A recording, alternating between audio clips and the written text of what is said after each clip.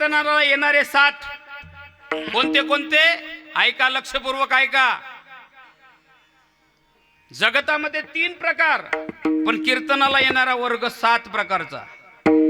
पहिला वर्ग गाते, म्हणजे पहिला एक वर्ग असा आहे की त्यांना फक्त कीर्तनातलं गायनच आवडतं. गाते, महाराजांनी चाल म्हटली का बस मंत्रमुग्ध व्हायचं, कीर्तनकारांनी चाल म्हटली की मंत्रमुग्ध व्हायचं. सकाळी त्याची चर्चा, वा काय गोड चाल म्हटली हो रात्री. गाते, फक्त गायनाचे भोगते असणारे गाते. दुसरा वर्ग सोतेनी, नाही तर बरेच लोक घरी झोप नाही लागते म्हणून मंडपात येते. घरी गोड्या घेऊन बी झोप नाही लागते म्हणून नुसते कीर्तनाच्या मंडपात येते आणि कीर्तनात पुढे येऊन बसते आणि कीर्तनकारा समोर डुलकी देते. असा प्रकार आहे बाकीच्यांचा. बाकीच्यांना घरी ते टाइमपास वगैरे, बाकीच्यांना चित्तच लागत नाही हो. काही काहींच्या जीवनामध्ये रात्रीची झोपच उडून गेलेली. झोप म्हटल्यानंतर नाहीच, मग काय करावं, चला टाइमपास करू. आणि काय धर्मपीठामध्ये, या ठिकाणी धर्मसभेत, या धर्ममंडपात आल्यानंतर बऱ्याच ठिकाणी असा प्रकार होतो की जे घरी गोड्या घेऊन अगदी डनलपच्या गादीवर, लाख लाख रुपयाच्या गादीवर जी झोप येत नाही, ती कीर्तनात आल्याबरोबर कीर्तनकाराने थोडा क्लिष्ट विषय मांडू द्या, थोडं चिंतन मांडू द्या, थोडं चिंतन सांगायला सुरुवात केली की अशी झोप येते, अशी झोप येते. अरे बसणाऱ्यांचं जाऊ द्या, एका ठिकाणी तुम्ही उभं राहण्यालाच पाहिलं. नवीन नवीन होता, हौसेने उभा होता. आता सप्ताह म्हटलं की बरेच लोक हौसेने उभे राहतात. सप्ताह म्हटलं की बऱ्याच ठिकाणी वातावरण बदलतं. 7 दिवसापर्यंत असं वातावरण तो 1 तासाच होता त्याच्यातला. बरं, नेमका तो उभा राहिला तर राहिला, तो माझ्या मागं उभा राहिला. आणि मला जास्त विनोद काही करायचा आवडत नाही, करतो मी पण आवडत नाही मला जास्त विनोद न केल्यामुळे 15 मिनिटाचा कालखंड चिंतनात गेल्यामुळे त्याला ती झोप घेरायला लागली. आणि घेरता घेरता तिने असं घेरलं की त्याने त्याच्या सकट मला घेरून खाली पडलं. म्हणून काही काही वर्ग कीर्तनात नुसतं सोते म्हणून येते. गाते प्रकार काय चालू आहे, गाते श्रोते म्हणजे परिपूर्णरित्या ऐकण्याची तयारी करून आलेला श्रोते. गाते, श्रोते आणि पाहते. तिसरा वर्ग पाहते म्हणजे कीर्तनकाराकडे पाहते, त्याची पर्सनॅलिटी व्यवस्थित आहे की नाही, तो चांगला आहे की नाही, तब्येत बिब्येत व्यवस्थित आहे की नाही, काय काय आहे कीर्तनकाराकडे, गाडी बॉडी दाढी काही आहे की नाही, असं लांबून पाहते. मंडपात नाही येते, लांबून पाहते मग विचार करते कीर्तनकार ऐकण्याजोगा आहे की नाही बुवा. असं म्हणजे काही तर एवढा विचार करतात, कीर्तनकार जर चांगला असेल तर याला सालदार लायली बुवा. असं पाहते.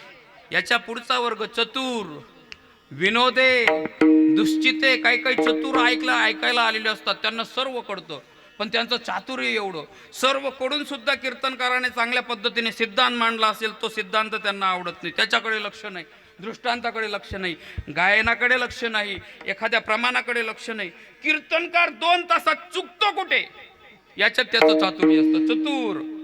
काही विनोदे म्हणजे नुसतं विनोद ऐकण्यासाठी. सर्व म्हणजे कीर्तन म्हणजे मनोरंजनाचं साधन समजतात. कीर्तन म्हणजे टाइमपास आहे, हास्य जत्रा सारखा, असंच काहींना वाटतं. म्हणून काही नुसते इंदुरीकरचे गिराईक असते, नुसतं हसणं ऐकण्यासाठी आलेले असते. मग विनोदे, दुश्चित असा प्रकार आहे महाराज. या दुश्चित प्रकारामध्ये काहीच साधलं जात नाही. त्याला कीर्तनकाराने करून रस सांगू द्या, रडत नाही, त्याला विनोद करू द्या, हसत नाही, त्याला गायन सिद्धांत वगैरे सर्व पटवून सांगा, काहीच नाही, त्याच्या चेहऱ्यावर कोणताच फरक नाही. मी या रोते क्यू मेरी सूरत वैसी आहे. म्हणजे दुश्चित असं बसलेलं असतं जसं का फोडीला गौरी तैसा दिसे तोंडावरी. गौरी फोडल्यासारखं तोंड असतं, असा दुश्चित आहे.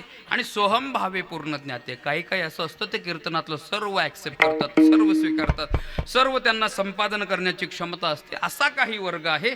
आणि अशा वर्गाच्या माध्यमातून तुकोबारायांनी या सर्वांचं अवलोकन केल्यानंतर जी मंडळी तुकोबारायांकडे आली, ते तुकोबारायांना सांगतात की तुकोबाराय, आम्हाला काही मी जीवोद्धार पाविन. तो भगवान परमात्मा कधी आमच्यावर कशा पद्धतीने कृपा करेल या तडमडीत आम्ही आहोत. तर असा आम्हाला अनुभव सांगा की ज्याच्या भेटीनंतर, ज्याच्या साक्षीने, ज्याच्या माध्यमातून देव आम्हाला भेटेल. तुकोबाराय सांगतात तुम्हाला देव पाहिजे, देव पाहिजे. अरे देव पाहिजे असेल तर सहजासहजी मंदिरात मूर्तीजवळ जाऊन तुम्हाला तिथं कितीही उघडून तुम्ही ठेवण्याचा प्रयत्न केला तरी सहजासहजी देव मिळत नाही. देव भेटण्यासाठी सद्गुरु कृपा लागते, नामसंत कृपा लागते. ती संत कृपा ज्या संतांच्या जीवनाने या अनुभवाकृत अवस्थेत असेल. कोणत्या अनुभवाकृत? ज्यांच्या अनुभवाने हे जगत संपूर्ण विश्वंभराच्या माध्यमातून भरलेलं आहे. या जगतामध्ये सर्व जगदीश्वर आहे. हे जगत म्हणजेच भगवान परमात्मा आहे. असा मनस्वी भाव व्याप्त ज्याचा झाला आहे, असा अनुभव ज्याच्या जीवनात आहे, देव तिथं मिळेल. अभंगाचं पहिलं चरण ऐसा जाता अनुभव, ऐसा जाता अनुभव, ऐसा जाता अनुभव, ऐसा जाता अनुभव, ऐसा जाता अनुभव,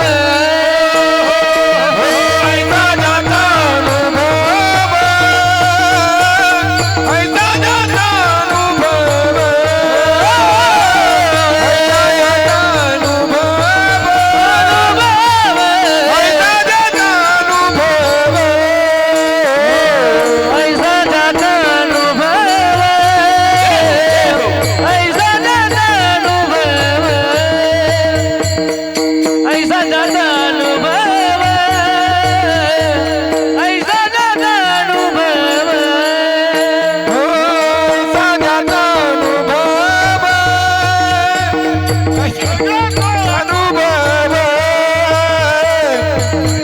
जाता अनुभव,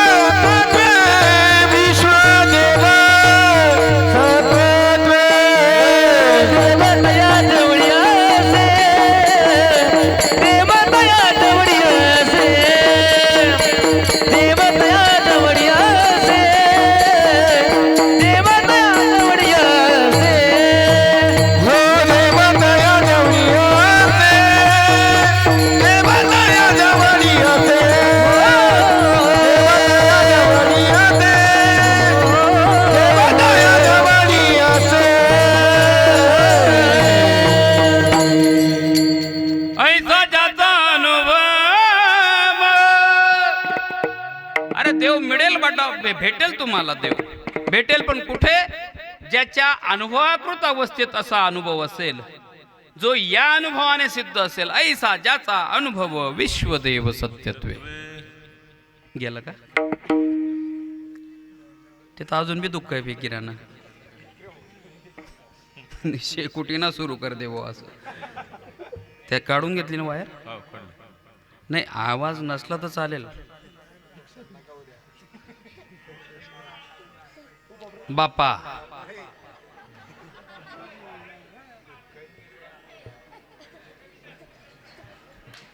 विठाला विठाला विठाला विठाला विठाला विठाला